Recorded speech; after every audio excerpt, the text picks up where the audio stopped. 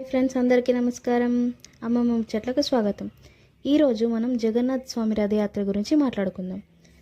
పూరి జగన్నాథ్ స్వామి రథయాత్ర సందడి మొదలైంది. అయితే ప్రతి సంవత్సరం జగన్నాథ్ స్వామిది కొత్త రథాలు తయారు చేస్తారు ప్రతి సంవత్సరం. అయితే గరుడ ధ్వజం ఉన్న రథంలో జగన్నాథుడు, త్వాలగ్రజం ఉన్న రథంలో బలరాముడు, పద్మధ్వజం ఉన్న రథంలో సుభద్రాదేవి మూల విరాట్లై కదిలొస్తుంటారు. అయితే జగన్నాథ్ స్వామి కొలువు తీరిన రథం అనేది అన్నిటికంటే ఎత్తైంది. మిగతా రెండు ఒకదానికొకటి మరి కాస్త చిన్నగా ఉంటాయి. అయితే జగన్నాథుడు శ్రీకృష్ణుడి స్వరూపం. సోదరుడు బలభద్రుడు అంటే బలరాముడు, సోదరి సుభద్రాదేవి. అయినా ఒక్కటే పీఠంపై పూజలు అందుకునే విశిష్ట క్షేత్రం అది.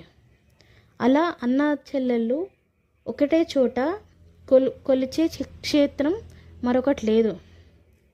అయితే బలరాముడు తెల్లగా, సుభద్రాదేవి పసుపు రంగులో ఉండగా నల్లని రూపంలో జగన్నాథ్ స్వామి భక్తులకు కనిపిస్తారు. ఇలా పూరి జగన్నాథ్ స్వామి గురించి పూర్తిగా తెలుసుకోవాలనుకుంటే నాకు కమెంట్ చేయండి. Thank you.